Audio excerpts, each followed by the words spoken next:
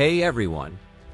Today we're talking about one of the most powerful and fearsome empires in history, the Mongol Empire. This was no ordinary kingdom. It was built from the ground up by one man, Genghis Khan, who started as the leader of a small group of nomadic tribes and went on to create an empire that stretched from the Black Sea all the way to the Korean Peninsula. Genghis Khan, who ruled from 1206 to 1227, didn't just conquer lands, he united the Mongol tribes, transforming them into an unstoppable military force. These warriors weren't like the knights or foot soldiers of medieval Europe. They were fast, highly skilled horsemen and archers who could cover vast distances in a short time. Their tactics were brutal yet highly effective, and they crushed armies across Iran, Russia, Eastern Europe, China, and beyond. After Genghis Khan's death, his descendants took over different parts of the empire, dividing it into 4 regions called khanates. The most powerful of these was the Yuan Dynasty in China, ruled by Kublai Khan, who reigned from 1260 to 1279.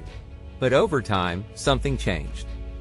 The once feared Mongols, who had dominated the world with their military strength, began to settle down, adopting the cultures and religions of the people they had conquered. Many converted to Tibetan Buddhism or Islam, and as they integrated into these sedentary societies, they started losing their nomadic edge and military dominance. Internal conflicts and power struggles weakened them further, and eventually the 4 khanates fell apart under the pressure of external enemies and dynastic disputes. Despite their brutal conquests, the Mongols did something remarkable. They connected the East and the West like never before. Through expanded trade routes, diplomatic missions, and the movement of travelers, merchants, and missionaries, they helped shape a global exchange of ideas, goods, and cultures that changed history forever. But before they built this empire, the Mongols were simply nomads of the Asian steppe, herding sheep, goats, horses, camels, and yaks. They didn't live in cities or castles. Instead, they moved with the seasons, setting up temporary camps with round felt tents called yurts. The harsh Mongolian climate meant they had to wear practical clothing, warm, durable outfits made from wool and animal fur. Both men and women dressed similarly, wearing baggy trousers, long robes called deals, heelless boots, and conical hats with ear flaps. Underneath, they wore cotton or silk underclothes for comfort. Their diet was just as practical. Since their herds were more valuable for milk, wool, and even dung for fuel, they relied heavily on dairy products, cheese, yogurt, butter, and dried milk curds known as karut. They did eat meat, but mostly from hunting rather than livestock. To prepare for winter and special feasts, they organized large hunting events using a technique called nurge. Riders would surround a vast area of land, gradually closing in on animals ranging from marmots to wolves, making them easy targets for mounted archers. This strategy of teamwork, coordination, and discipline was later used to devastating effect on the battlefield. Mongol society wasn't as rigid as others at the time. While men typically handled hunting and warfare, women weren't just limited to household tasks. They could ride, use a bow, tend to animals, and even drive the tribe's wagons. Women had more rights than in many other cultures of the time, being able to own property and even inherit wealth. And let's talk about what they believed in. Unlike many other civilizations, the Mongols didn't have a single holy book or fixed religious rituals. Instead, their beliefs were a mix of animism, ancestor worship, and shamanism. They saw the world as full of spirits. Fire, earth, water, storms, and even mountains were thought to be alive. Shamans, who could be either men or women, acted as spiritual guides, entering trances to communicate with these spirits, predict the future, or even help lost souls find their way.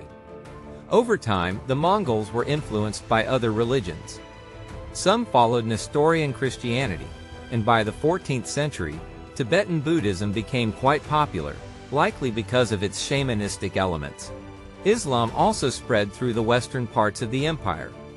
But at the heart of their beliefs were 2 powerful deities: Atugan, the Earth Mother, who represented fertility, and Tengri, the eternal blue sky, who was seen as the ultimate protector. Many Mongol leaders believed that Tengri had given them a divine right to rule the world, and this idea played a huge role in their relentless conquests. Genghis Khan, the mastermind behind the Mongol Empire, took full advantage of his people's strengths. Mongols were raised to be tough, trained from childhood to ride horses and shoot bows with deadly accuracy. Their entire way of life made them perfect warriors, able to travel great distances quickly, survive with minimal supplies, and adapt to any battlefield. Even Mongol women contributed to their military success, handling logistics like setting up camps, moving supplies, and managing the herds, allowing the men to focus entirely on war. Born around 1162 as Temujin, Genghis Khan had a rough childhood, facing abandonment and poverty before rising to power. He first made a name for himself as a military commander under Togrul, the chief of the Karait tribe. His life story is recorded in a 13th century chronicle called The Secret History of the Mongols, which gives us a rare glimpse into his early years.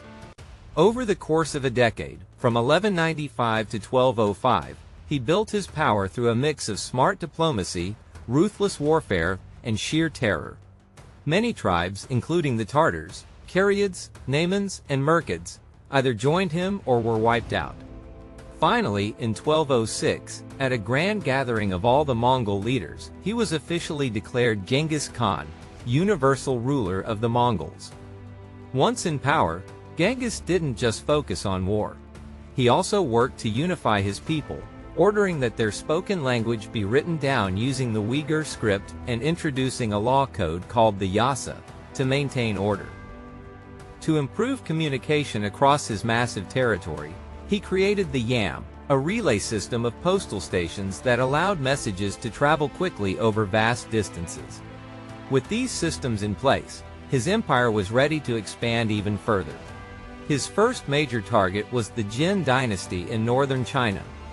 The Mongols' speed and brutal war tactics overwhelmed the Yuan forces, forcing them to retreat south. Around the same time, Genghis also attacked the Tangut state of Xia, another northern Chinese kingdom that proved no match for his armies. The powerful Song Dynasty resisted longer, but their fate would be sealed later.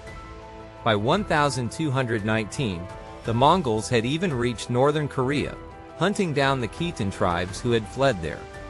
But Genghis Khan wasn't done. In 1218 he turned west, setting his sights on the Persian Khwarezm Empire. With an army of 100,000 warriors, he stormed through cities like Bukhara and Samarkand, leaving destruction in his wake. In 1221, the Mongols marched into northern Afghanistan, crushed a Russian army at the Battle of Khalkha in 1223, and even circled the Caspian Sea before returning home. The devastation was so extreme that Muslims in the region called Genghis the Accursed One. Entire cities were wiped out, civilians massacred, and even irrigation systems destroyed. In just 2 decades, he had turned the known world upside down. Genghis Khan died on August 18, 1227, but his empire was far from finished. Before his death, he divided his lands among his 4 sons, Joti, Chagatai, Toli, and Ogadai. Joti died before him, so Ogadai became the next great Khan, ruling over all Mongols. The empire remained united for now, but by 1260, it would split into 4 independent Khanates. Ogadai took over where his father left off, strengthening the empire's administration. He appointed trusted officials as regional governors, conducted a census, and created a tax system to replace the old method of simply seizing wealth. In 1235, he chose Karakoram as the empire's capital, expanding the Yam postal system and ensuring that merchants traveling the trade routes had military protection. On the battlefield, Ogadai continued Mongol expansion. He and his legendary general, Subutai, launched new campaigns, crushing the Yuan Dynasty by 1234. Korea faced repeated Mongol raids during this time, and Central Asian cities like Tbilisi fell to Mongol forces. But perhaps Ogadai's most shocking success was in Europe. Between 1236 and 1242, a massive Mongol army of 150,000 warriors stormed through Eastern Europe, defeating the Bulgars, Russians, Poles, and Hungarians. Cities like Kiev, Krakow, Buda, and Pest were reduced to rubble. The Mongols became known as the Horsemen of the Devil, seemingly unstoppable. The only thing that saved Europe from further destruction was Ogedai's sudden death in 1241, which forced Mongol leaders to return home and elect a new ruler. The Mongol Empire was still expanding, and with Ogedai gone, the throne passed through different rulers, including Gayuk Khan and Mongol Khan. But it was Genghis Khan's grandson, Kublai Khan, who would take the Mongol Empire to its greatest heights. And Kublai Khan didn't just want to expand the Mongol Empire, he wanted to change the way it ruled. Even before becoming Great Khan in 1260, he had already helped lead battles against the Song Dynasty alongside Mongol Khan. But after he defeated his brother Arik Boki in a struggle for power, Kublai aimed for something even bigger, becoming the Emperor of China. Unlike earlier Mongol rulers, who were experts in fast attacks and open field battles, Kublai realized that ruling China required a different strategy. The Song Dynasty still had strong defenses, so he used advanced siege weapons, like catapults, brought in from the Middle East. Over the next 11 years, city after city fell. The capital, Lainan, surrendered in 1276, and in 1279, the Mongols crushed the last Song forces at the Battle of Yahishan, winning control over China. In 1271, Kublai declared himself emperor and established the Yuan Dynasty, which means origin or center. He made Daidu, now Beijing, the capital and used Shangdu, or Xanadu, as his summer home. But unlike other Mongol leaders, Kublai wasn't just a warrior, he knew how to govern. He organized his empire into 12 provinces, improved roads and canals, encouraged trade, and introduced paper money to boost the economy. But Kublai's ambitions didn't stop there. He tried twice to invade Japan, in 1274 and 1281.